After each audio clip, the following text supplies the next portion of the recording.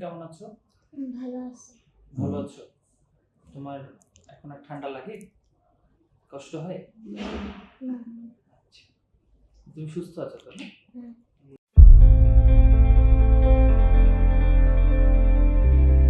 আমার নাম মোহাম্মদ দেলোয়ার হোসেন। আমার দেশের বাড়ি শরীয়তপুর জেলায় ডামুড্যা উপজেলা। ওর হার্টে একটা ছিদ্র ছিল আর একটা আর্টারিতে সমস্যা ছিল আর কি। এটা জন্মের পরে 3 বছর পরে আমরা এটা আইডেন্টিফাই করতে পারছি।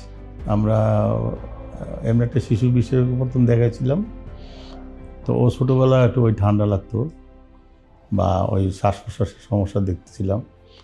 তো ওইভাবে করে আমরা ডাক্তার দেখানোর পরে ওর বললো যে ওর হার্টের সমস্যা আছে, আপনারা হার্ট স্পেশালিস্ট দেখান। পরে আমরা ঢাকাতে আসি।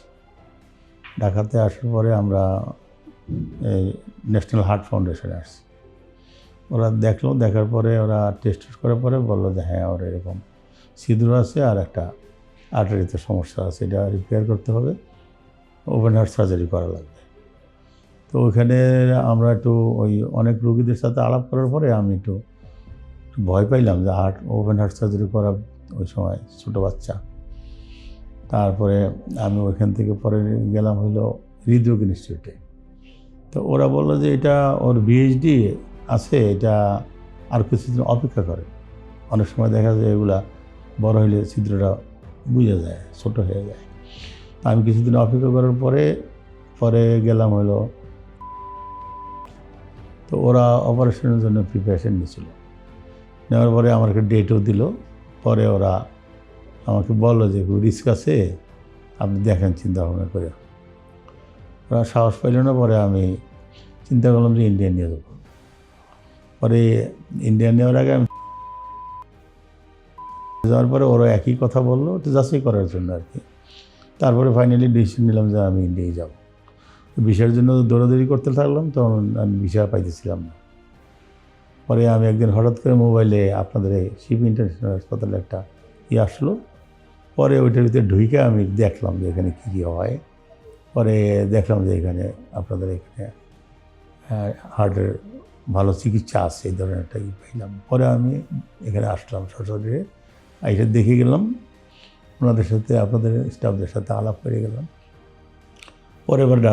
পরে নিয়ে আসলাম, নিয়ে এসে টেস্ট করার পরে ওই একই সিমটম ধরা পড়লো। পরে ওনাদের ডাক্তার সবার সাথে আলাপ করলাম, জানলাম যে এখানে জাপানি ডাক্তার আছে। আমার একটু কনফিডেন্স আসলো যে ওনাদের দিয়ে করানো যাবে। তো সেই সুবাদে এখানে আমি ওনাদের অপারেশন করাইছি। তো গত 1 তারিখে অপারেশন হয়েছে। আজকে আবার আসলাম ওনাকে চেকিং করার জন্য, ব্লাড টেস্ট করার জন্য। ব্লাড দিলাম আর এখন এক্সরে আর ইসিজি করা হইল আর কি। এখন ও আপাতত মোটামুটি সুস্থই আছে বলা চলে। আগে অক্সিজেন লেভেলটা ছিল 89, এখন অক্সিজেন লেভেলটা 99। আমি ভর্তি হওয়ার পরে আপনাদের যে সার্ভিসটা আমি এখানে দেখলাম, আমি তো বাংলাদেশে অনেক হাসপাতালে ঘুরছি, মোটামুটি আমার কাছে ভালো লাগছে। স্টাফদের ব্যবহার আচার, কোঅপারেশন সব দিক দিয়ে মোটামুটি ভালো লাগছে। ইন্ডিয়াতেও ধরেন ওনাকে নিয়ে আমি মাদ্রাজে গেছিলাম। মাদ্রাজে আমি প্রায় 1 মাস ছিলাম অ্যাপোলো হাসপাতালে। তো ওদের ওই হাসপাতালগুলোর মতোই আপনাদের এখানে সার্ভিসটা আমি দেখলাম, ওই ধরনের ওই স্টাইলই আর কি। কিন্তু এটা কিন্তু আমাদের বাংলাদেশে অনেক হাসপাতালে এই স্টাইলটা নাই।